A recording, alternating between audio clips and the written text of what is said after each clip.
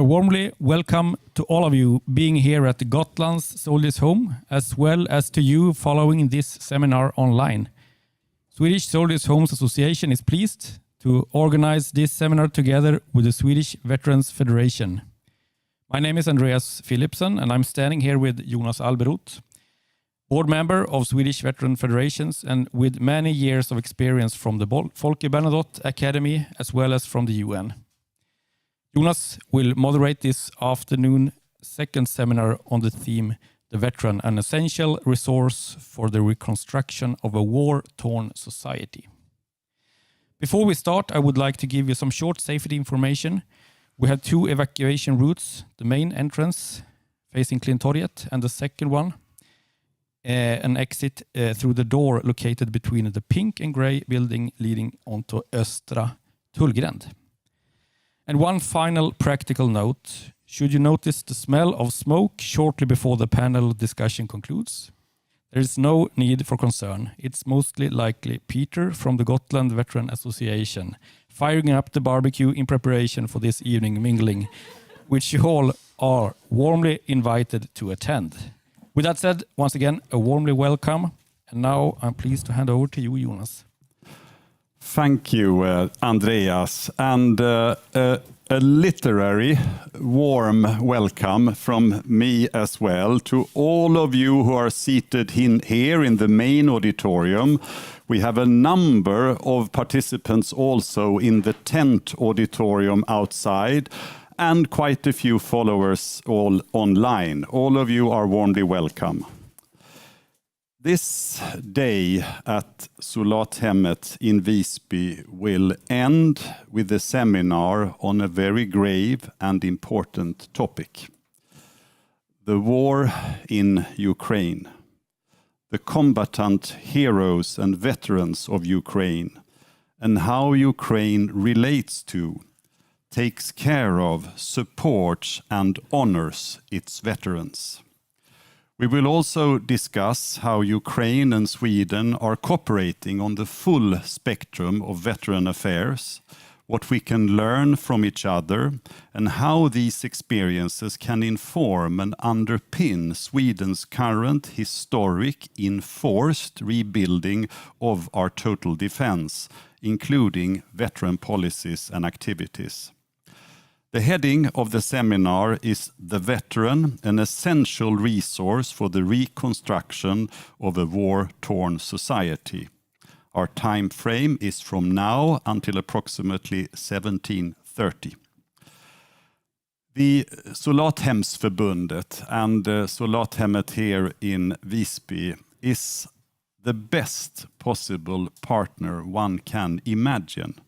Its cooperative mindset, its role in the Swedish civil society system, its network, and this eminent venue.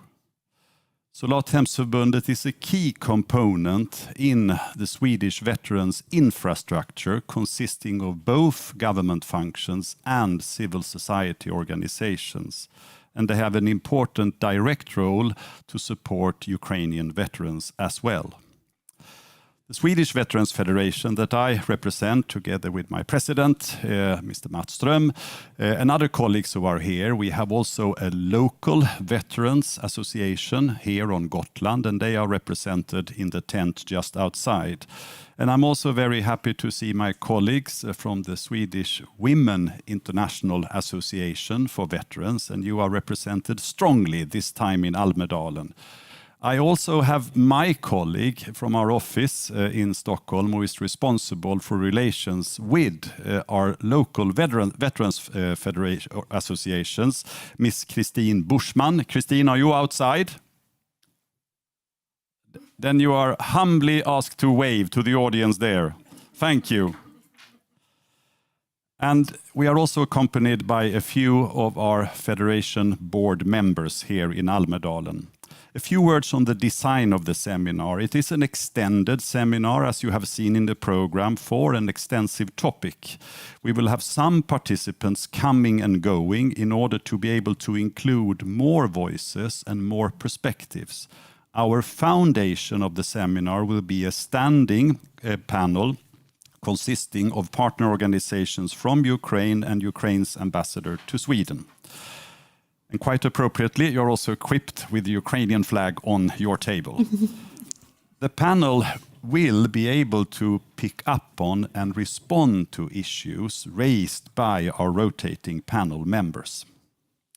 And you will have an opportunity to briefly present yourself just with name and organizational affiliation as you start your initial intervention. And that is just in the interest of time, since there will be quite a few speakers. We do have a battery of prepared supportive questions that we have discussed with our participants, and we will pick up on a few of those, but we will also try to have a genuine Almedalen dialogue that will be interactive, including with the audience, and cumulative. And in the Almedalen spirit, the seminar will be conducted on a first name basis. I hope that is okay, Your Excellency. Thank you. And we do encourage active involvement. There will not be time for a Q&A session towards the end, mainly because some of our rotating panel participants have left by then. Let us set a few important things straight already from the beginning. Sometimes there are misunderstandings and unwarranted caution and concerns when it comes to ongoing wars and armed conflicts. This is not such a case. It is not complex, it is not sensitive, it is a crystal clear tragedy.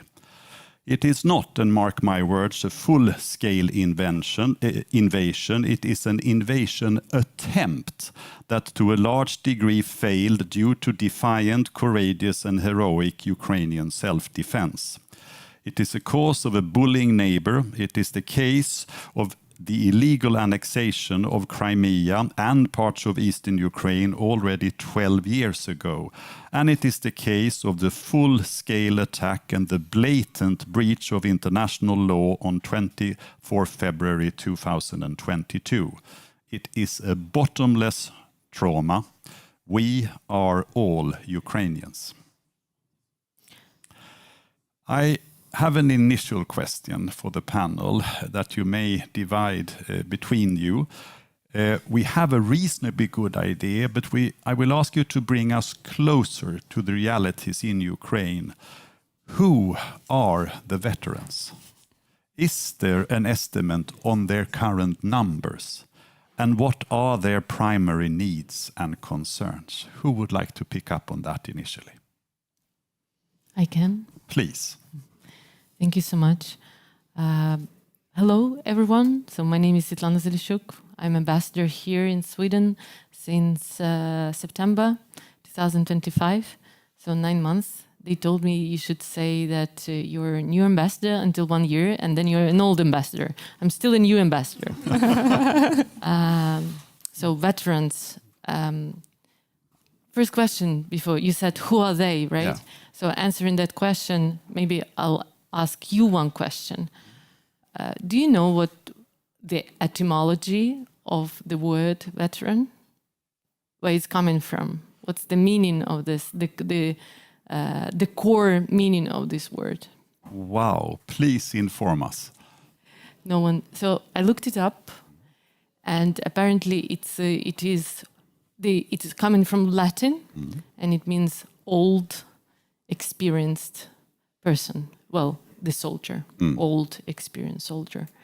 And when I looked it up before I was coming here, I was just wondering. It struck me that in my country, of course, a lot of veterans are not old at all. Yes, they experienced, but many of them really boys, young people. This full-scale invasion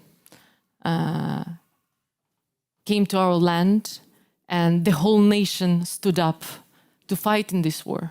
It was not only the army that started fighting. You have this doctrine about total defense, right? The doctrine that teaches everyone that it's not the army that fights the war, but the whole society fights the war.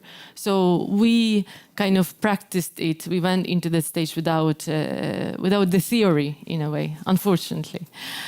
So coming to answering your question, in my country, almost 2 million people are veterans today, and it is 5% of the whole population. As of the end of 2005, it's 155,000 people that have also disabilities connected to the experience in war, with the battle experience. So imagine it's every fifth person is affected, and of course it's a very big number, because, as I've said, the whole nation fights this war. When it comes to first needs, well, the government clearly understands that it's a very important group of our society. And first and foremost, we want to make sure that these people are appreciated, that they feel gratitude, that they have all of the support they need on the social level, on the healthcare level, but also they are fully integrated into the society as full-fledged members of the society, meaning having education if they want, meaning having support if they need, and having, of course, very important, jobs. So I also wanted to tell you that we have the whole Ministry of Veterans, because the government understands that this policy is so important that we need a particularly devoted institution that is working with the veterans, that are developing the policies. So they were developed since the beginning of the war, and it started in 2014. Not the full-scale invasion was 2022, but the war started in 2014. So it developed all kind of range of policies, institutional support, possibilities to support the veterans. And I won't go into the details right now, because I'm sure that other speakers will help to develop it. But I wanted to mention that we keep on developing as we speak, because also the nature of the war changes, the scale of the veterans also changing, the length of the war. No one even thought that it can last for so long. So also institutions adapt, facing all these new challenges that emerge in front of us. Thank you. And please add to this picture. Bring us closer to the realities and close to who the veterans actually are, because I suppose they come from all aspects of society. So I will tell you actually maybe 3 stories, and it will give you an understanding who they are. Just now, 30 minutes ago, I met a colleague. Well, a former colleague. He is fighting in the 3rd Assault Brigade, a military. He approached me and he said, "Svetlana, do you remember me?" And I said, "Yes, vaguely." And he reminded me that he was actually a diplomat working in the Ministry for Foreign Affairs since 2014 or even before.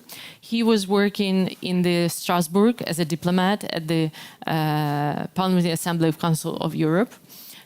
I was member of parliament, so we were collaborating on that platform.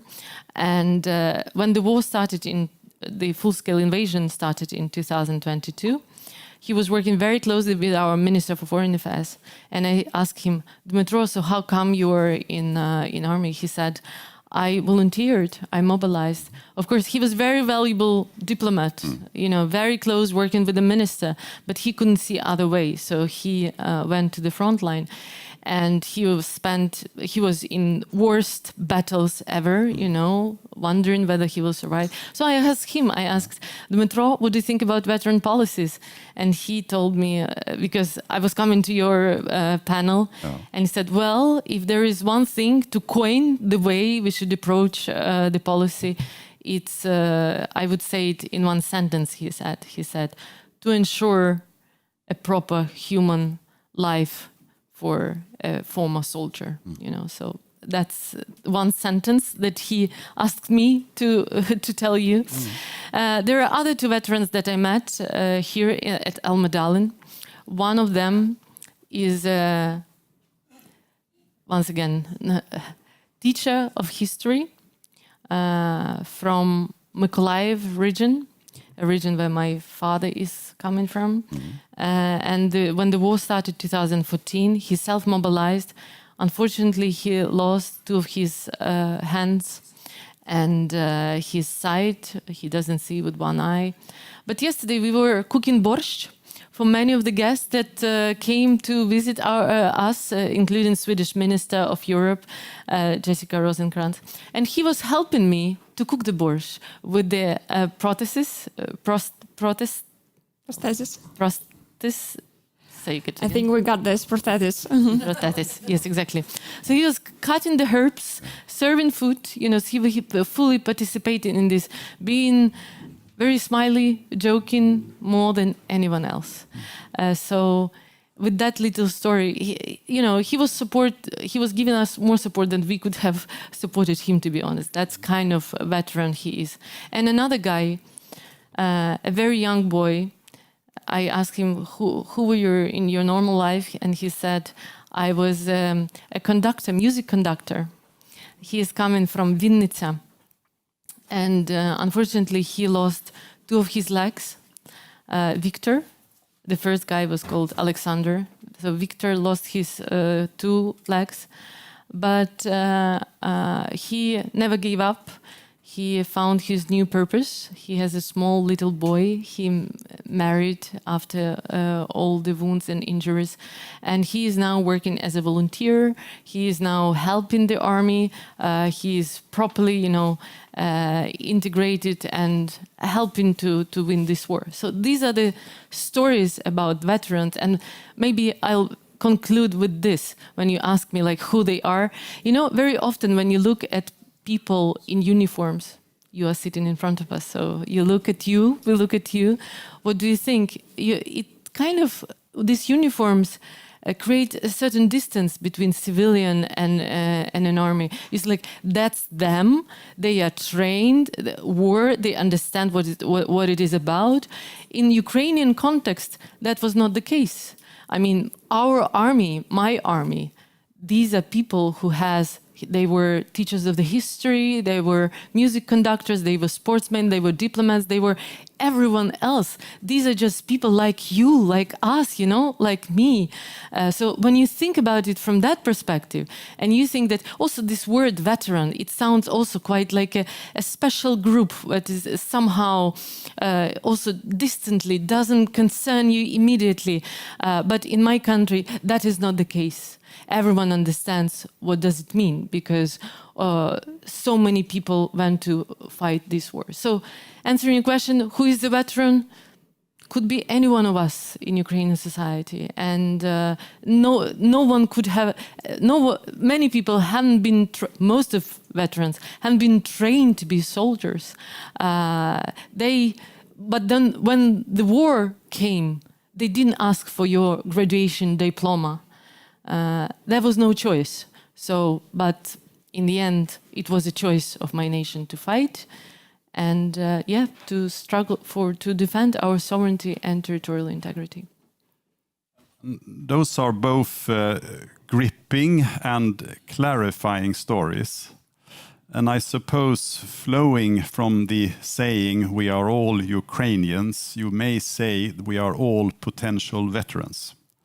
And it also very much sounds like the total defense of Ukraine with a reference to Sweden's total defense.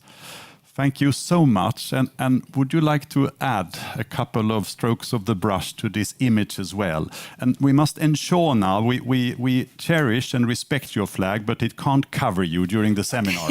What do we do? Come closer to me, I was trying to find this model. So... just a short story. And don't forget to present yourself just very briefly.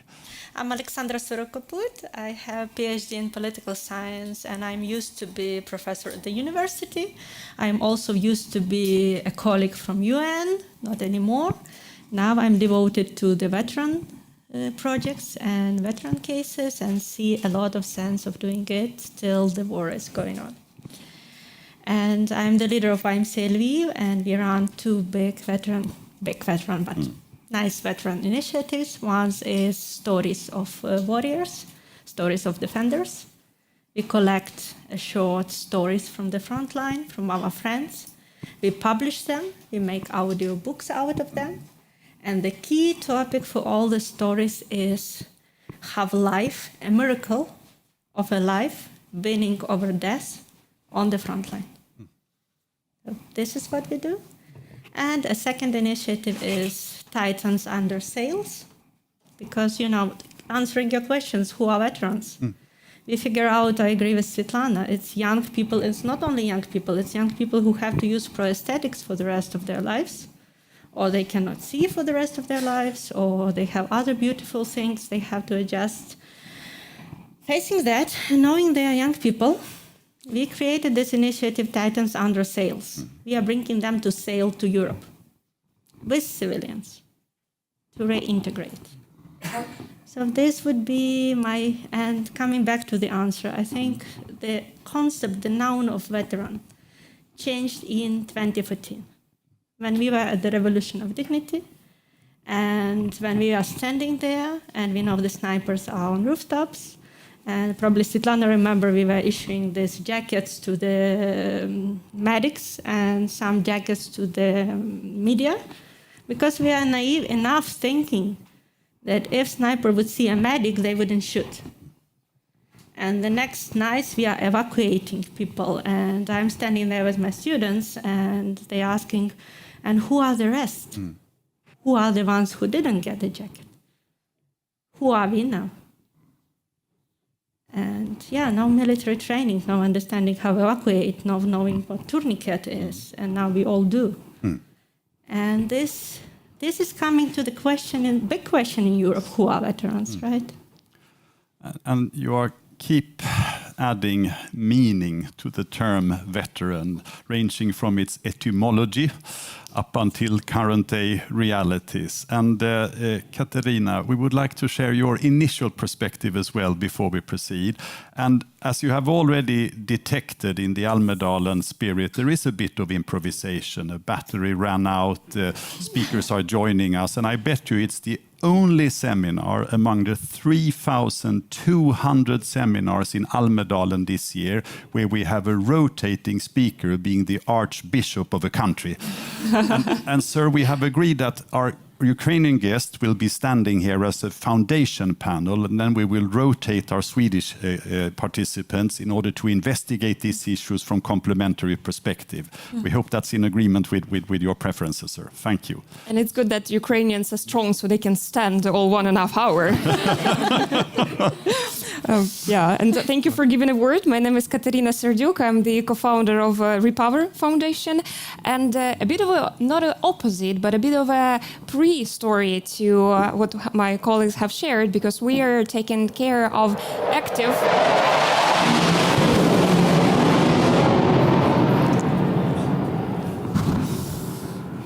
Oh, I'm sorry. I'm sorry. Just pause.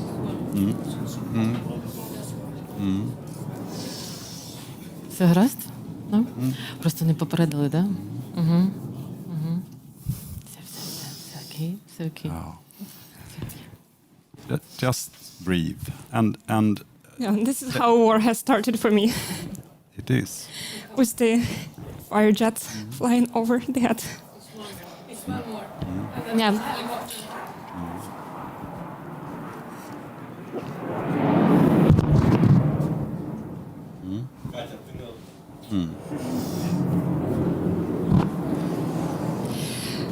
Yeah. Але можливо це так, Катерина, можливо ви неправильно полетіли. Yeah, no, but it's good to hear the sound of a Swedish Gripen. Soon it's gonna be over Ukraine, yeah? It is the sound of the Swedish Air Force and the Griffin, soon to be the Ukrainian Griffin, mind you. Yes. And they are flying above our heads for peace.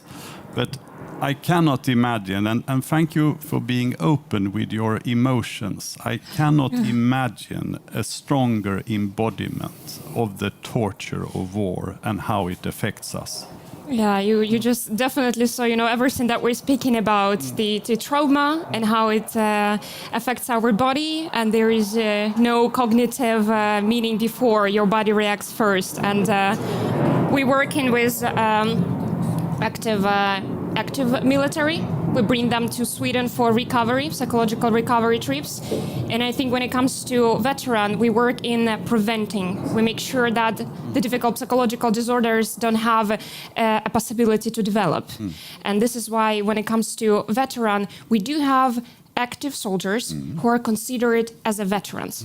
This is absolutely novel type of the soldiers who are at the same time had the experience from 2014 and they now continue serving and gaining another understanding.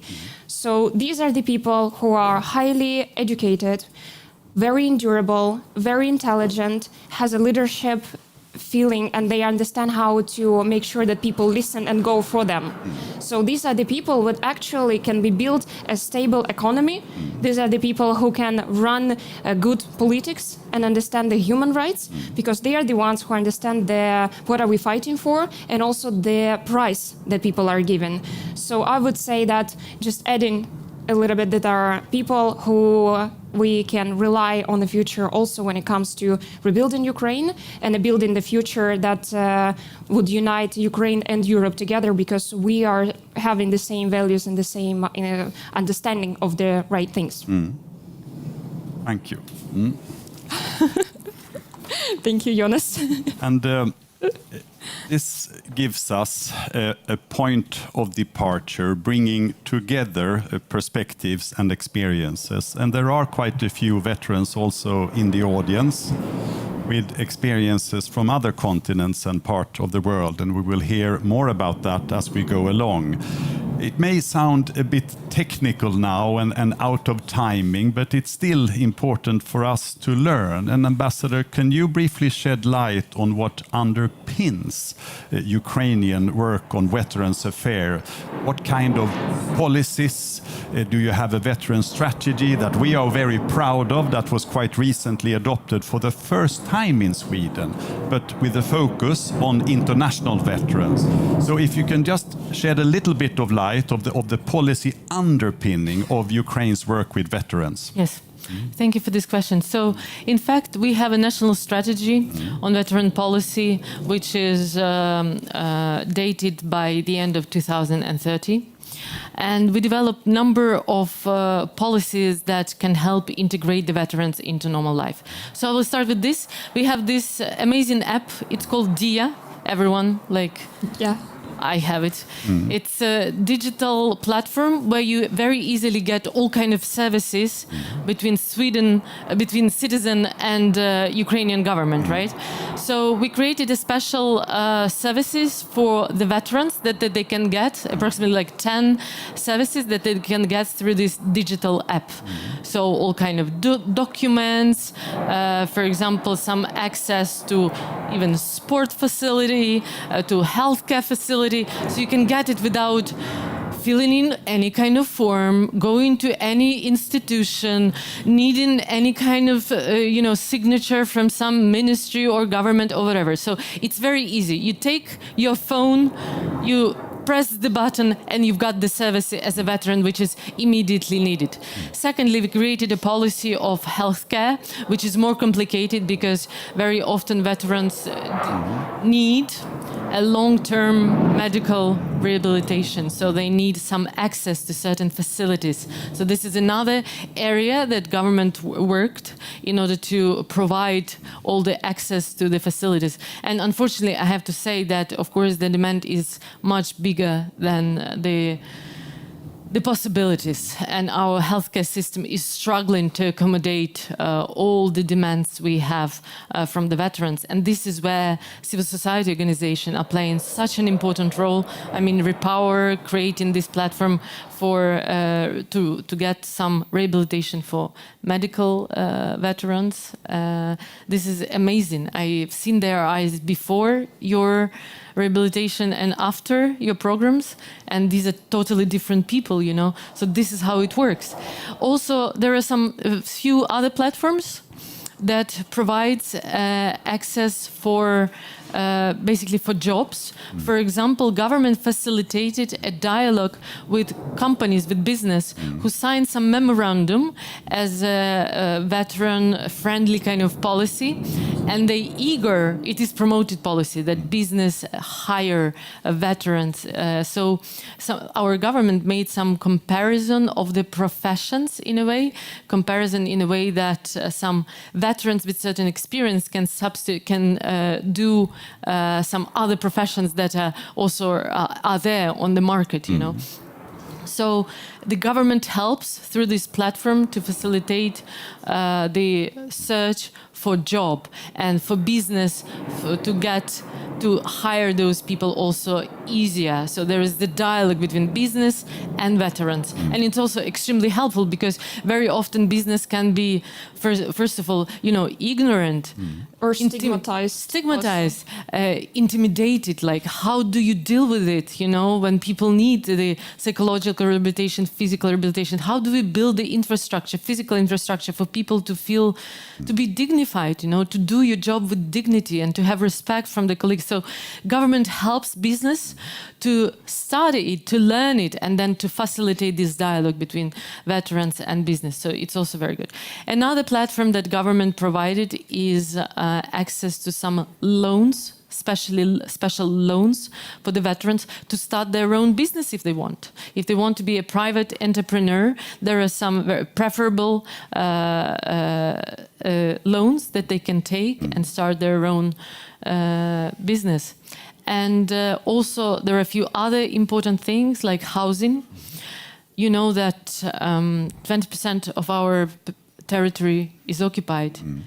Many soldiers who went to fight, very often they were people from those territories that are now occupied or very close to the occupied areas. And that is why many veterans, many soldiers lost their houses. So the government also creates a possibility for veterans to get free housing or some loans to purchase their own houses, those who have lost them. There are some other things like education, support to the family of the veterans that once again the Ministry of Veterans are working on. And they have, unfortunately, a lot of work. Thank you. And can I ask our professional technical team to give me a thumbs up when Emma from the Folke Bernadotte Academy has arrived? Just so I'm aware of that. But a thumbs up when she's here. And this is perhaps a tough question. But with our experiences during the last 8 centuries, actually, since the United Nations was established, Swedish veterans are an asset, of course, for the country, and we want to re-engage them in new assignments, building on their previous experiences. But in the Ukrainian current context, that is a very different matter. So how much emphasis is put on making it possible for veterans to return to active duty and the front line? Yeah, maybe I can pick up on that because, as I said, we work a lot with active military, but I would say 30% of them has been in combat actions before, since 2014, and they have received a status of the veteran, and they were returned back to the service. And I think one of the key components for that, it is that every unit now in Ukraine is trying to build good support system. So they provide knowledge, they provide better training, and they also now start to be mandatory psychological recovery. And this is something that we should learn, that we cannot start to heal the trauma we have to prevent it. And we cannot wait until the service is done to do that job. No. So what now our military, our armed forces, together with society and organizations that are helping, they're trying to address the needs while it's going. It is a bit complicated, I must say, because at the same time you are exposed to the trauma and then you have to go back while the stress is there. And you have to build this resilience, and it would be extremely great if you can build the system before the crisis comes. And I think this is what Sweden can take as a lesson. How can we start building the system before you think it's needed? Because in Ukraine, the resilience perhaps came from historical memory, from our mentality, but not necessarily from the system. And I think now, while our military units and separate units have understood that, we see that it is based on a personal responsibility and more on the certain commanders rather than on a general systematic level. But I'm sure that when we are moving from the down to top, it will apparently end up in this way. Because when we, for example, started our work, we had to really advocate for that. We really had to come to army and say, guys, we need to take care of our people. We need to make sure that they recovered. Please let us borrow them for 14 days in Sweden.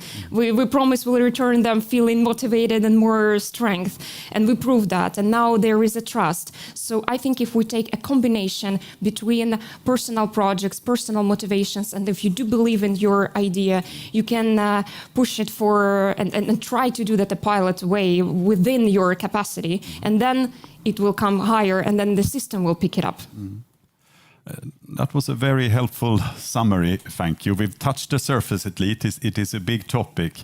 And we are now approaching a point where I will ask our first rotating panel member to join us. And as you make your way, Mats, you can come up. And I would just like to insert something that for me is very important to share with our audience here in Visby and beyond on the internet, and for it to be available for people.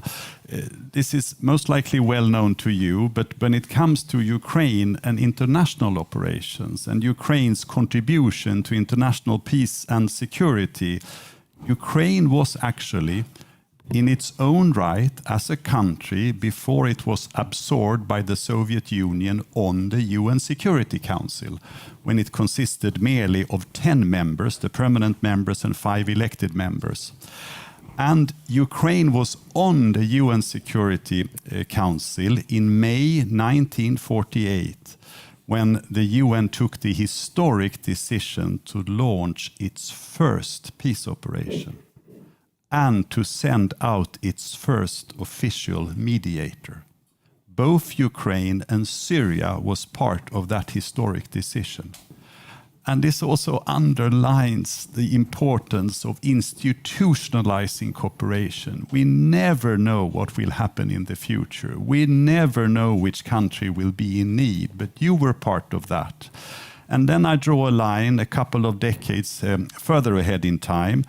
And Ukraine was also the country, through your Ministry of Defense and through the DEN, the Ukrainian Veterans Federation, that proposed to the international community and the UN that we should establish the International Day of UN Peacekeepers, what we in Sweden call the Veterans Day, which is today a national flag day and a state ceremony in Sweden and in many, many others across the countries across the world. That was a Ukrainian initiative. So thanks to you, on the 29th of May, we celebrate and highlight the important work of all international veterans fighting wars, being engaged in peace operations. And that was because on that day, the UN deployed Count Folke Bernadotte of Sweden as its first mediator. And with this as a transition, Mats, we've picked up on a lot of important building blocks on how Ukraine has organized itself. In Sweden, we have a tight cooperation between government agencies, including the Swedish Armed Forces and civil society organizations. There are several strengths with that cooperation. There might also be weaknesses. What is your estimate? And don't forget to present yourself. Thank you. Testing. Yeah, it works. Okay, my name is Mats. I'm the head of Veterans Affairs, and as you can see, I'm not here undercover. And I hope it's not the distance between us because of the uniform. It's okay? Thank you. I think I'd like to start with thank you for the invitation, and also very honored to be here with you. And also like to thank you for being the first line of defense of Europe. Not only the soldiers, family, and the Ukrainian people. So thank you so much. So, we had a long history of fighting outside Sweden. So actually, we were the aggressors from the Northern Europe. We even went to Poltava. And about 210 years ago, I think, we lost our last battle. And then we returned to the mothership and started to build our welfare system. And sometimes we joke with Swedes, we always have a system, right? We have a system for everything. But our timeline as Veterans Affairs starts 1948 with our first mission. And since then, we had about 75,000 Swedes served in international missions. Mm-hmm. But if in comparison with you, we had the luxury to send out our colleagues on 6 months to another missions, and then our family were safe back home, and we had the luxury to go home again. So we are kind of rotating system, and we are learning as we fight, so to speak. We have been in many missions during these years, and it started with the Balkans actually in the 90s when we found out that we didn't take so good care of our veterans, and most of the I see some veterans here in the audience as well. I think you can agree that we were not so good in taking care of the veterans. But since the 90s, when our time in the Balkans, and especially our time in Afghanistan, we start to build this kind of system. And we have this kind of law from 2010 that the armed forces have to do this before, during, and after. So we work with great progress. And you mentioned the Swedish veteran strategy as well. So it's from our politicians. So we are on the move, so to speak. But again, very humble to share whatever we can share. We love to share. Thank you. And you gave us a number, the approximate number of military veterans, and then we have several so-called deploying civilian government agencies in the Swedish system as well, and they have been operational since 1998 in that context. But we also have to add, of course, the immediate family, the friends, and all of those that are affected by the deployment of an individual, a mother or a father. And Mats, what role, what relations do you have also to organizations focusing on next of kin, family members, and those are affected? Because if we calculate it in that way, it's almost 800,000 Swedes that are directly affected of our contribution to international peace and security.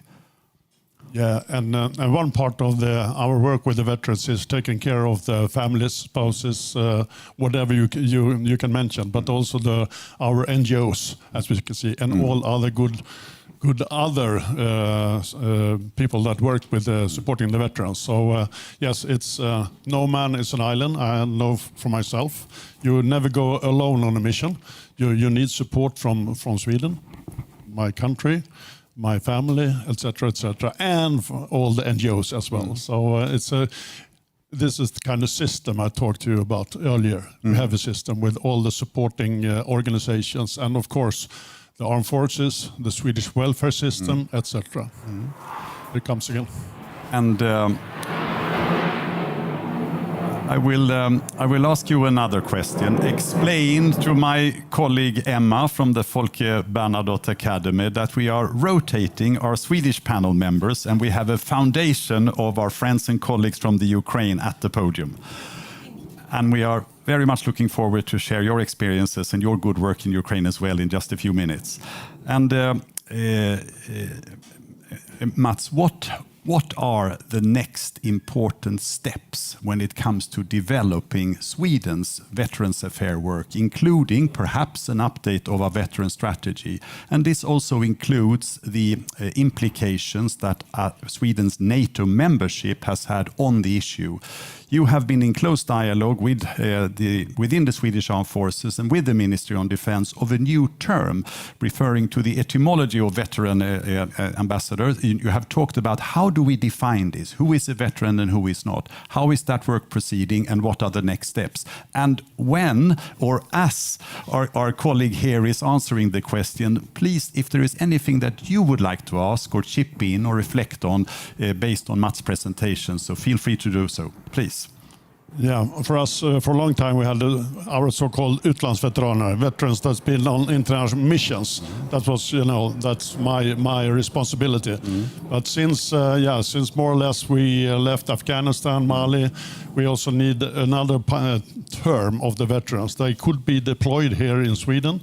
They could be deployed training your forces in Ukraine, in Poland, in England, or whatever. So we're now working with defining the new veteran. It's not only going to Cyprus or Mali or whatever. So we need to have a new law or legislation for also take care of all the deployments we do right now. So we're in the middle of that. And including talking about civilian authorities, I'll leave that to you. No, and those worlds are very close to each other, but with different foundational needs. And civilian veterans are often very well anchored on the labor market, and they often return to their life and being integrated through that normality. We have different needs in terms of civilian deployments being longer, and that civilians often stay embedded in the local society as opposed to military veterans that stay within their camps or military headquarters. But my colleague will shed more light on that later on. And any thoughts from your perspective when you have listened to the head of Swedish Veterans Affairs before we ask him to sit down again? Please. I have a question. It related to our experience back in 2014 when we had the first attack. We had many Ukrainians volunteer to fight, and they were no military. They were called volunteers. Till the moment they couldn't be called volunteers anymore, because it's very strange to have a volunteer making all the military duties on the front line, right, and organizing everything. But it would need to know basis. Now we have Swedish volunteers fighting for us. So my question is how the process of recognizing their war experience back here in Sweden is going on. Yeah, we're doing our best, but if they have been employed by the armed forces, they have to leave the armed forces because you can't serve in two armies at the same time. So we support that they can go and they are welcome back to the armed forces. So because they have a lot of experience since war that we would like to share. Thank you. Thank you. Thank you, and thank you very much for your important contribution. And you are rushing back to the mainland immediately after this seminar. Now I would like to invite the Archbishop to the podium, Martin Modeus. Hello.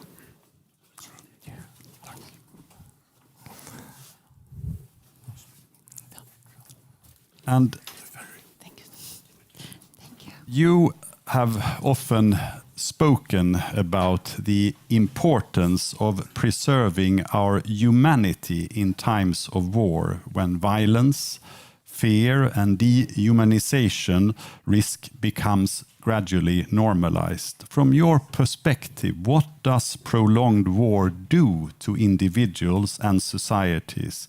And what can institutions such as the Church contribute with in helping people maintaining dignity, hope, and a sense of meaning during armed conflict? That's a very wide question. It covers almost the whole existential field. And if I can start in the question of what war and a prolonged war does to society, it's obvious that there are very different perspectives in that. I mean, the war is doing some things in a moral way with Ukraine, but it is doing something completely different to the Russian state. The Russian state should feel moral shame, but you have moral pride in a good sense, because you are defending a good thing against an aggressor. And of course that does very different things with the individual that were involved in that. It does it in this very time, and it will do it in the coming times, when the war is over and when you have to look back. Who was I and what was my role in what happened? And that creates the need of different kinds of healing processes. And I must say that I'm impressed when I hear your stories about how you work with the healing, the moral, the psychological and the spiritual on time, going on. And I hear your advice to try to create structures for coping with that in advance. And I think that is very, very important. And it is important for us, especially to listen to you, because you can see what might happen to us and give us your ideas about what is important. Thank you. And your latest book, and that is quite a recent book, isn't it? Oh, yes. Yeah. It still smells from the printing. There it is. And when was it released? Wednesday, I think. On Wednesday, you see. I haven't read it myself. So we have a little sneak launch as well. And please share the title of the book. The title it doesn't have a title in English. Peace Theology in the Shadow of War. Thank you. And if I'm now read up enough, in the book you explore how communities and institutions can help sustain precisely that, human dignity and social cohesion in crisis. And looking at Ukraine today, what experiences, what reflections, what insights are you able to share with your opposite number, the Ukrainian church? And this is a potentially sensitive issue, but since you spoke in such straightforward and strong language as well, how on earth is it possible for the Church of Russia to actively support its dictatorship and the war effort? Yes, and thank you for raising that question, because I would gladly repeat it now. It's completely impossible, as I understand it, for a Christian theologian to take the position that Patriarch Kirill has done. It's completely impossible. Yeah. And is it possible to pick up on one or two insights from your book that could be helpful in this context as well? Yes, one of the main lines is as you are going into a situation close to war, to keep having the focus on peace. And the reason for me to say that is the experiences from the road into the First World War, when war was romantic. It was hallowed as something that was exciting and to show a way that you could show how much of a man you were. We don't have that in Sweden, but I think that is something that we shall guard and keep. So reminding ourselves all the time that what we are doing in this situation, we are doing for the sake of peace. Yes. When we are working with a civil society, we are doing it for the sake of peace. When we are creating a better army and a better air force, we are doing it because we want peace. When we are supporting you, we are doing it because we want peace to return, peace to Ukraine and peace for Europe. So that is a perspective.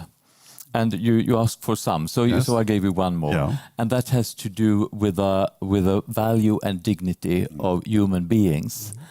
To train ourselves in seeing the dignity of other people among ourselves, but also among the people that we understand as our enemies, because there will come a day when we will meet them as human beings, because there is always an end to war, and there will always come something afterwards.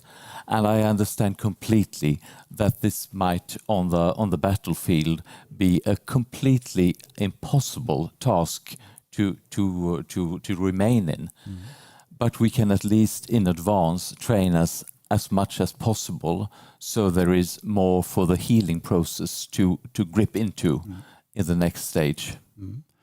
I am very grateful that we included this important dimension in our discussions. And I also thank you for your encouraging words and thoughts. And Emma, you may wish to prepare yourself. In the meantime, is there anything you would like to pick up on that you just heard? We don't want to exhaust things, but if there is something in the back of your head that popped up that you would like to ask or share with the Archbishop while he's on stage. Just maybe to add that there are many military chaplains working at the front line. And very often they have sort of a shortcut to the heart and souls of our military. And I think not to ask, but maybe to encourage to prepare not only society, but your colleagues to be able to answer very hard questions about existence, about sense of purpose, and the conflict that is created at the front line between life and death and my place between all of that. Of course, those questions will be burning in there. So that's what the chaplainship is training for. But thank you for reminding us. It's important. So. Thank you so much for your contribution. I must confess it feels a bit awkward because when you visit a church, someone way up there, a bishop or a priest tells you when to sit and when to stand. And now I got the privilege to ask the archbishops to sit down. But again, we are very grateful. And the bookstores in Visby are still open for 45 minutes after we have concluded this seminar. I'm just saying that. And Emma, if you would be kind enough to join us on stage. And I'm very happy that we are able now also to expand our discussion to what the Swedish civilian government agency is doing. Sometimes we tend to focus on the obvious, the military, and the military is to a high degree a foundation when it comes to the wider Swedish Veterans Society, because they are many in numbers and they have had this role for a long period of time.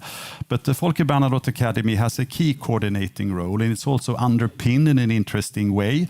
And I would really like to learn from you how we have organized our work, what we are focusing on, and perhaps a couple of examples of key results that we have achieved. And I should say within brackets that already in 2005, the Folke Bernadotte Academy, which is Sweden's government agency for peace, security and development, acquired world-leading competence on disarmament, demobilization and reintegration, what is in the international terminology abbreviated as DDR. In 2016, we established a formal relationship between the Folke Bernadotte Academy and the Swedish Veterans Federation, and that has also been a component in our cooperation. But Emma, how are we organizing ourselves? What is the role of the Folke Bernadotte Academy, and which key results have we achieved? Thank you, Jonas, and thank you for inviting me to this panel. So thank you for the question. And as you mentioned, Folke Bernadotte Academy is a civilian agency, and there are several aspects to the veteran reintegration that's not included in the military aspect. So we focus on mainly like 4 things. And one is to build the Swedish experience and the FBA experience about combatants, veterans, and their family members and their needs. And the second one is that we establish cooperation with different agencies. As we know, the veterans reintegration spans over many different areas. It's a whole of society approach, whole of governance approach. So we work with Ministry of Economy, Ministry of Agriculture, Veterans Affairs, Ministry of Defense, Interior Affairs. We also include this bottom-up dialogue, and that is part of how we normally work in the civilian part. You know, we listen to the local people, the regional, and then we feed that up to the national level. And since we do work with the different agencies, we can feed that up directly and have this sort of, instead of telling people to work with the whole of governance approach, we do it ourselves. And we're also co-leading a donor group in Kyiv together with the UK, where we channel the donor support to Ukraine so that Ukraine doesn't need to do that as well. And besides, we do also have this Team Sweden initiative, where we as FBA are hosting that. And it's between different Swedish agencies, civil organizations, private sector. And that is also one way of collecting the Swedish support and framing it and making sure that we have one vision and one point of contact also for the Ukrainian partners. And what are the main challenges working in that environment, and also being able to coordinate other Swedish government agencies that are at least semi-independent of the government and they have their own tasks? How is Team Sweden functioning? Team Sweden is functioning well. We're currently in the phase where we have started. We do have meetings together. And what we see as the next steps are to move from coordination to concrete collaboration, I would say. Joint efforts across different sectors, co-hosted events, for example, workshops, policy dialogues, also contribution to government, decision-making, and strategic direction. And we do hope that this Team Sweden will become a platform for innovation and policy discussions, etc. But as for the challenges, you asked me as well. And I would say that the biggest challenge is the scale and the complexity of the veterans reintegration at the national level, because we do need to keep the national level in mind, but also maintaining the individual and the veteran local perspective in mind at the same time.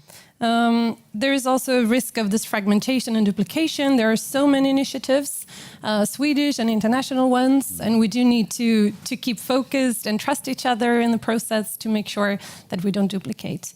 Also, time horizon. Reintegration is a long process, but the donors and the actual attention right now is an instant need. And also the constant challenge also to maintain a nuanced narrative about veterans, that veteran is not just a similar group, but there are a lot of different people with a lot of different backgrounds, experiences, war injuries, visible, non-visible. Thank you. And also something that may be interesting. So what kind of physical presence do we have in Ukraine since there is a war going on? Yes, thank you. So we do have two colleagues working at the embassy in Kyiv full-time. And then we also travel back and forth a lot. We do have a lot of MOUs as well with different organizations. We have several working strands. Also, once again, to cover the sort of whole of governance perspective, we do work on social cohesion, hybrid threats and resilience, where also veterans, once again, is unfortunately relevant, EU accession. And so we do have different MOUs with different partner organizations within all these different strands. And the work is seconded staff. And seconded staff as well as an extra instrument. And this is founded in what we call a strategy in the Swedish system. Correct. And for how long does that run? Good question. I would say 2027. So and then we do have a Ukrainian strategy, and then we have another strategy that's bigger and where we also can work with these questions, but from another angle. And we always collaborate with different units at the agency, depending on the needs of the partners in the country. So in this case, we work, as you mentioned, with the DDR colleagues that are not part of the Ukraine unit specifically, but we bring in those experts as well. And Emma, this is Almedalen, yes. And everything is off the record. And if now you are deeply involved in this and committed to it, and it is a very meaningful task that we have been given by the government. So if you could make a wish, what would you ask for the government in relation to our assignment? How can that be boosted, strengthened, widened, complemented in order for you to fulfill your objectives? Oh, wow. I would say first, more resources. And also, I would wish for actually some more stability. But that's also the ups and downs with democracy, that it can shift. And that can be difficult sometimes, I think, for us and for our partners as well, that the support, both the financial and the human resources support can vary over time. And that's always a challenge, which makes it's difficult for us to promise things. wise answer. And is there anything here, any angle, any aspect of what Emma has shared that you would like to bounce or reflect on? Maybe a question: how do you still keep yourself relevant when it comes to such a dynamic environment as Ukraine? Because we do know that Sweden has a great strategy and a vision, but how can we make sure that we hear grassroots, we hear local needs, and we understand the complexity of veterans? And again, it's not the same people anymore. So how do you stay engaged and not coming with the system and trying to feed it, but instead updating on the go? Thank you. That is a fantastic question, and I think it's something that we discuss often. And what we've seen is actually that our partner organizations are key. So we are, sometimes it can feel a bit stiff. We're in Stockholm at an office. We're a traveling agency, as we say. So I go to Ukraine, my colleagues go to Ukraine, and all the other countries that we work with. But I couldn't do anything without our partner organizations. So that is key, and they are the ones, always. They know the context, they know the needs, and we just try to adapt and bring in what they need in that moment, and adapt our support after that. So, thank you. So I would say, yeah. And Emma, warm thanks for making the picture that we are trying to co-create complete, and also adding this important perspective. There may be time for a little bit of interaction, but now we will actually exchange rotating speakers. So thank you very much. Isn't it? Isn't it? We kind of like it. Yeah. Thank you. I'll stay in the audience. And I will invite my dear colleague, the president of the Swedish Veterans Federation, to the stage. Retired Brigadier Mats Ström, who I had the pleasure of serving with in international missions on 2 occasions. And we have a core question that was also part of the dialogue with the 3 of you. And Mats, this is something which is very close to the heart of our activity, and this has to do with the following.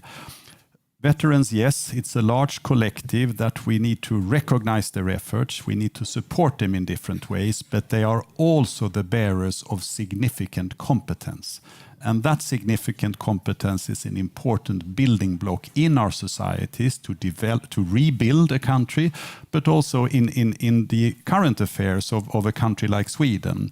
And in the Swedish veteran strategy, we have 4 pillars, and one of those pillars is competence. How do we make better use of the competence accumulated by veterans over time? And it's so easy for a society and its representatives to just say that, oh, the competence of the veterans, we will draw on the competence of the veterans, but how do we do that in practice in a way which is felt by the veterans and made useful in the society? And if that is okay as a point of departure, Mats, please ponder on that from your perspective as well, because then we would return to the realities in Ukraine and also learn from you how you regard and make use of the competence of the enormous veterans collective in your country. And on top of that, Mats, and I know that you can have several thoughts simultaneously in your head, what stood out to you when you heard about the realities from Ukraine and the tough and important and resultful work that is done by our colleagues in the field in an ongoing war? But to start from the competence point of view. Thank you. Thank you very much. But I will start to present the veterans coin to you for...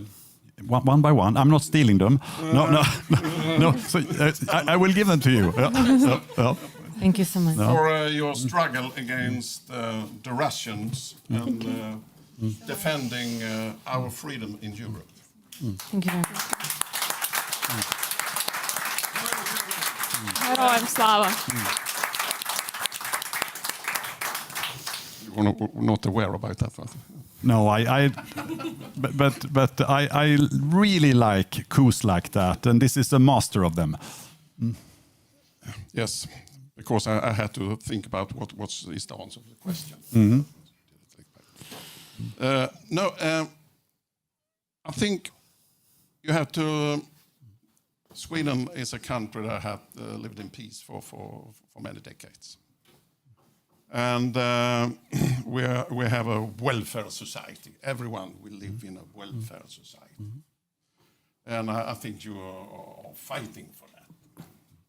But then you're coming to, in this type of society, coming to that limit that everything is good.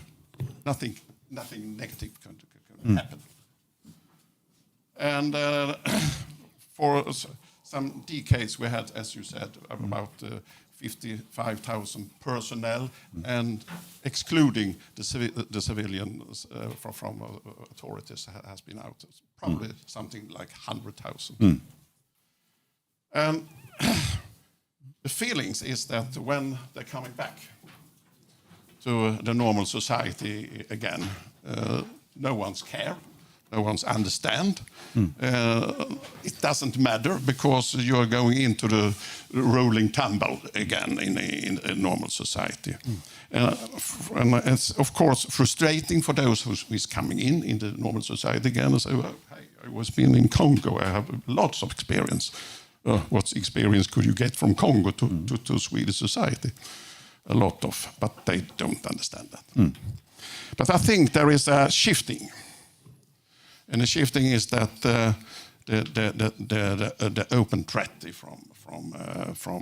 from Russia has now been more concrete in our society, and we're building up the total defense again, and that leads us to try to discuss with authorities in Sweden that we have a lot of people in our country, in our society, that has experience from situation that is not linear, but it's very things that's happening from seconds to seconds, and they had to care about how to live in that situation, how to lead in that situation, and that is important experience that a society needs to overcome a tough situation as war and a struggle against the living situation.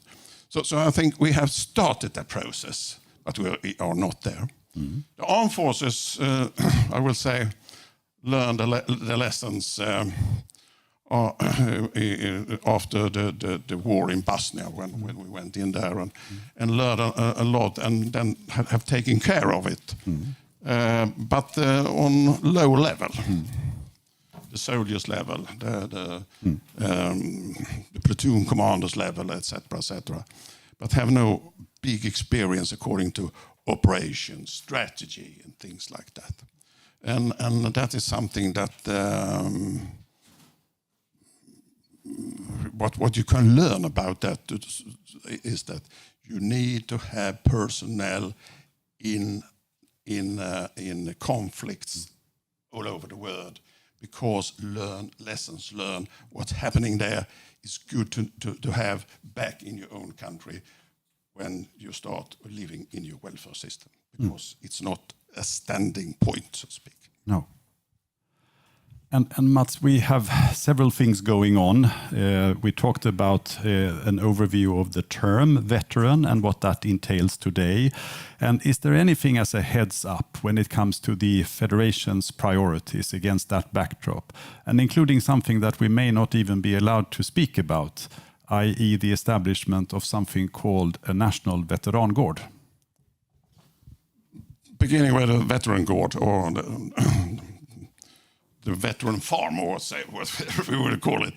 I think it's important that we build up these facilities to have a focal point in Sweden where you can assembling personnel, medics, whatever, to have this focus and only discuss and have about the conditions that the veterans have. That is, and we're working for that. And I know the government is working for it. And I think it's going to be a part of the system ever soon. The other thing is to try to see as Mats number one said, in Sweden we always have a system. And now we try to extend the veteran strategy, and that is the vision in the system. And the extending veteran strategy is to include civil servants. From our point, it's very important. Civil servants, and even those officers and soldiers and seamen and sailors that including in NATO operations. So we will providing the perspective of veterans. Another thing, I think, according to what you said about what is a veteran. Yeah. In Sweden, everyone thinks that a veteran is an old car, something like that, veteran car, you know, smelling diesel and oil, something like that, and not an experienced person. When United States of America was in the Vietnam War, the middle age of the soldiers was 19 years. When you're coming home from a war and you are 19 or 20 years, you should start your adult life. And when you have been in war, in fightings, and then you suddenly understand, I have done everything in the top to overcome my life. And what in hell should I do now? For the rest of my life. And that is, I think, very interesting mindset when you're talking about how to get the veterans a good status and a new push in the future of the life. Well put. Thank you very much. And Mats, before you take your seat again, now you will have to assist me with my coup. Can you hold this for me? Yeah. Yeah, thank you. And this symbol, the yellow ribbon, you can put your country's flag on it, is an international symbol that signals awareness, support and solidarity with veterans and international personnel. It is even an emoji in our iPhones. The yellow ribbon exists there. And for us, it's the ultimate expression of how proud we are of Swedish veterans, civilian veterans, police veterans, and military veterans. And we use it also for our campaigning in order to require funding directly for our Swedish veterans. So, to you, Ambassador, a yellow ribbon. Wear it with pride. Thank you. Please, a yellow ribbon. Thank you. Thank you so much. And a yellow ribbon to match the blue ribbon in your hair. Thank you.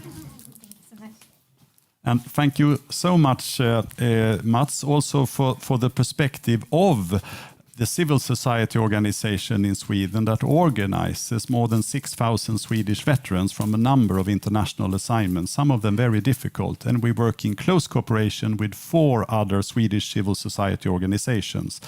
And if I may then use our remaining minutes returning to our standing panel, and when it comes to the core issue of competence and how to make use of that competence in your society, what can we learn from Ukraine? How are you currently doing on that important matter? Please, would you like to start? Yeah. Of course. I think there are a few dimensions that I would like to touch upon. First of all, Ukrainian veterans is a source of knowledge and experience and strength to actually improve the defense and security of the whole European continent. I think that Sweden, together with other European countries, have to engage today with Ukrainian veterans to bring them here and to learn and to work together. I think actually that Ukrainian veterans can come and teach a lot of soldiers here in Sweden, but also in many other European countries. And in that way, on the one hand, you will employ and you will give a hope and meaning to our veterans. But on the other way, you will benefit from that because this is the knowledge and experience you can you can't learn in any other place. So that's first. Secondly, of course, they are a very strong institution in Ukraine, as I see it, a very strong force of our resilience, if you want, and overall sovereignty, the good functioning of the society. Many of them, what Katja said, that when the war started, many people volunteered, right? Many people brought all their civilian competencies to the war. But now they can teach in Ukraine the rest of the society with the resilience, adaptability, and all other skills and knowledge they have of how to build our resilience even further and how to build a proper deterrence. Because yes, maybe the war will be over soon, let's hope, but Russia will not disappear. Putin will not fly to the moon. We will have them as our neighbor, not only to Ukraine, but to the European Union. So we have to make sure that we strengthen our state, our army, our society, and reach it with the experience of veterans. And finally, I think that, of course, we owe them till the end of our lives. Yesterday we had an event in St. Michael Church. And there were some pictures of veterans who visited Sweden for their rehabilitation. And I also was accompanied by my son. He was 3 years old. He looked at the pictures. For the first time, he saw so many people with prostheses. And he was asking me, Mom, what is that? Why uncle has these legs? And I was explaining to him why.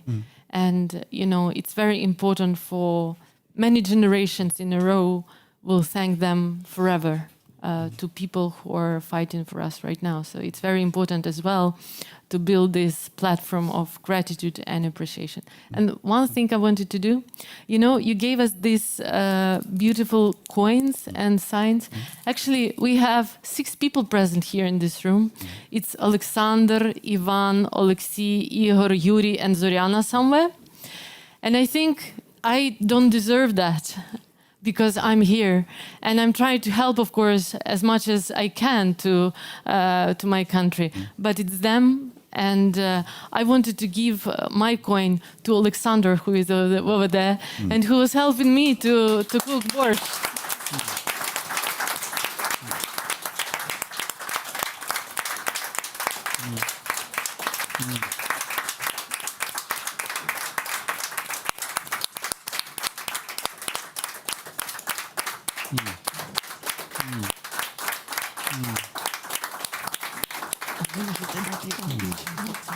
There is also Ivan and other boys, and maybe you want to share with your coins. I think that would be fair. You.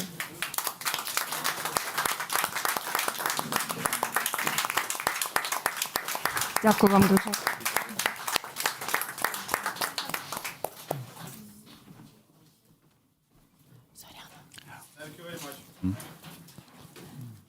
We'll give our signs also to the rest of the group in the end. We'll just approach them, okay? Yeah. And that is highly appropriate. And you don't have to worry for a second. There will be coins and yellow ribbons for everyone. And we can print them for the entire Ukrainian population as well, if you wish.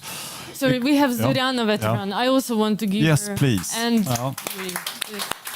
маленькі книжки. Це нам подарували, але ви цього заслуговуєте набагато більше.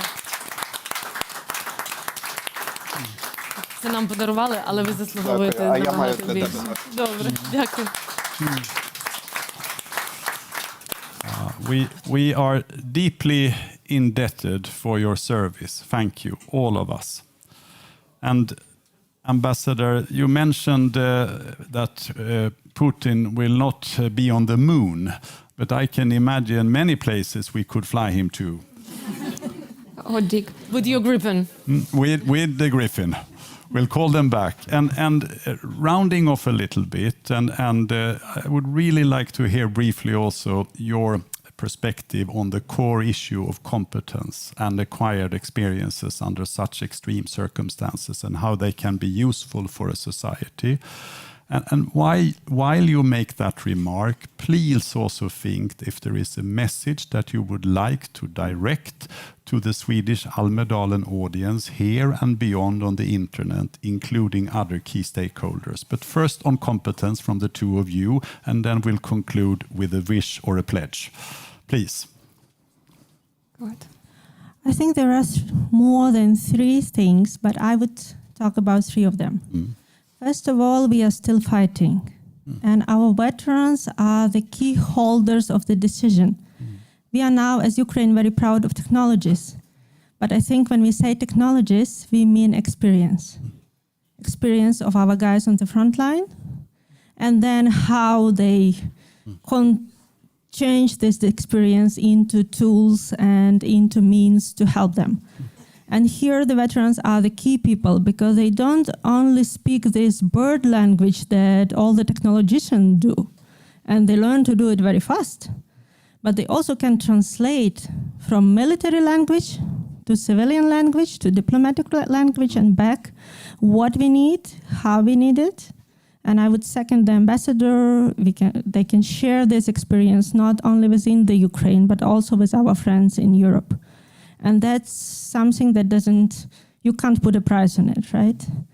The second thing, we are in civil society, we are saying that we as civilians are learning to reintegrate. So we are not reintegrating our veterans because they are the holders of values, they are the holders of experience, they are the holders of the expertise, and it's not only military expertise, it's also the expertise how to protect freedom and what it means. What is life and how to value it in the face of destroyment and existential threat. And that's what we learn from them. So in our projects, it's not veterans who have to do something else for us because they did a lot. It's us who have to learn from them. How to build a new society based on the new existential threat that we have, and also on the new definitions of values that they bring us in their novels, in their stories, in their initiatives, in their businesses. Coffee is never about a coffee, and we are trying to buy the ones from the veterans. And the third thing, which is the most important, and I think that's where the Swedish veterans can unite with Ukrainian veterans, it's to explain all of us what war is and what peace is. We have many definitions, and we may love them, but some of them are worn out. And to build a new one, I think the veterans are the ones who face those things. And if they would be kind enough to share with us, and if they would be kind enough to translate it to us, we may continue building the good society that you guys have here and that we want to have back in Ukraine. Thank you. Thank you.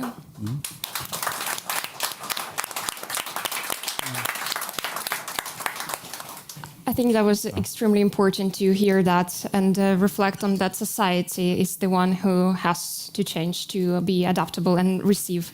And I think when you talk about competence, we should not also to forget to see beyond the mask, beyond the pillar of a warrior, and beyond the understanding what is veteran. We need to see the human being inside that has dreams, that has been going into some direction, but the war has changed it significantly. We need to remember that these people has been studying for developing something, that they still hold their dreams and ideas, but some of them may not be as bright and strong anymore. Like a light within us, we all have it. But if we feel, if we see, because many people say it is invisible traumas, well, mental traumas are very visible if you're attentive to that. So if you see this little light inside barely firing, we need to make sure that it's the society that keeps giving this light. So the candle inside can be bigger and then shine back again like everyone's supposed to. And I think in that case, it is fair to say that mental health and resilience is not any longer an issue of one individual and not even an operation operational challenge, it is a matter of a national security. And we just need to invest in that. We just need to understand and make sure that we feel good, that we are strong, that we can endure, so we can help others. And this light, like Swedish people love to put on the window, can light the way for others as well. Thank you. Thank you.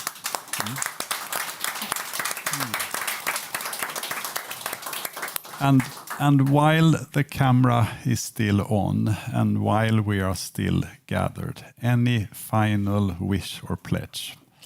So I would like to say two things. First, I really would like to support those initiatives that are here in Sweden helping our veterans. And we have representatives of two organizations here, Repower and Hug, I see Nadia as well.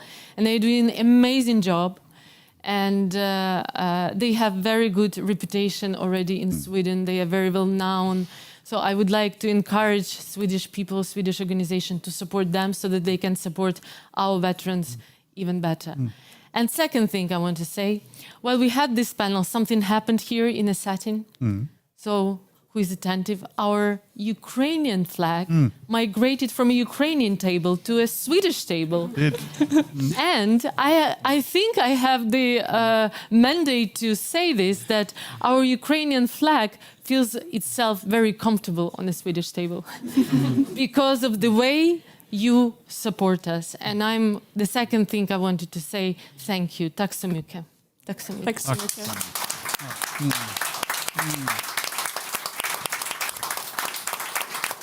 And we have come to the end of a seminar, but we are unfortunately far from the end of what is going on very near to us and the tragedy that we are all experiencing.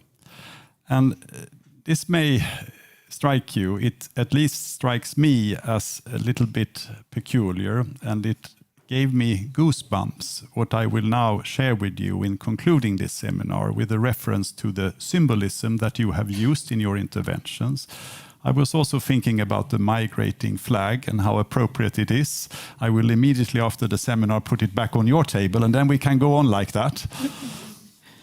And now the tent outside is set for continued discussions, personal exchanges, determined Almedalen mingling, and a barbecue buffet generously hosted by Soldathemsförbundet.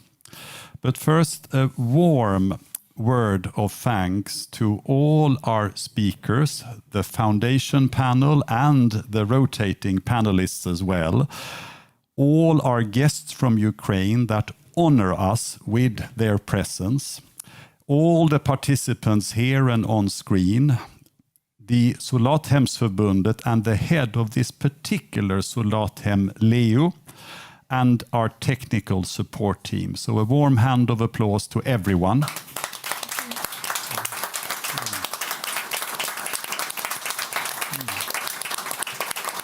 And please allow me to end with a thoughtful quote from a book called Sunflowers, Ukrainian Poems on War, Resistance, Hope and Peace. And can you imagine the symbolism that is included in this quote with a reference to what we have just heard about telling what peace and war is actually about by being a candle that can illuminate our knowledge and that also symbolizes cooperation. This is the quote, and I haven't amended it with a single word or comma. The inspiration behind this particular book, which was published already in 2022, comes from the Vietnamese Buddhist monk Thich Nhat Hanh, who wrote as follows: "We who have touched war have a duty to bring the truth about war to those who have not had a direct experience of it. We are the light at the tip of the candle. It is really hot, but it has the power of shining and illuminating. The true miracle is not walking on water or walking even in the air, but simply walking peacefully on this earth. I wear glasses to be able to read and see on short distances. I don't need them to see the audience over there, but I was using them all the time by purpose today, and they were getting tangled up with the microphone all the time. I was wearing them because I have a blue eye. I had a ridiculous accident earlier in the week, and it gave me a small concussion even. But I didn't realize when I came here today that I would also wear them to conceal tears. I don't want to conceal tears. I will cry openly immediately after the seminar. Only 2 words remain to be said in this seminar. 2 committing and resounding words. 2 words that carry a deep meaning for all of us in the 3 world. 2 words that call for action, cooperation and solidarity. Slava Ukraina. Herojem slava!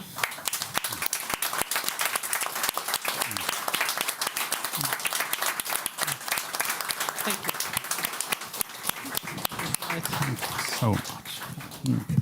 If I may. Thank you.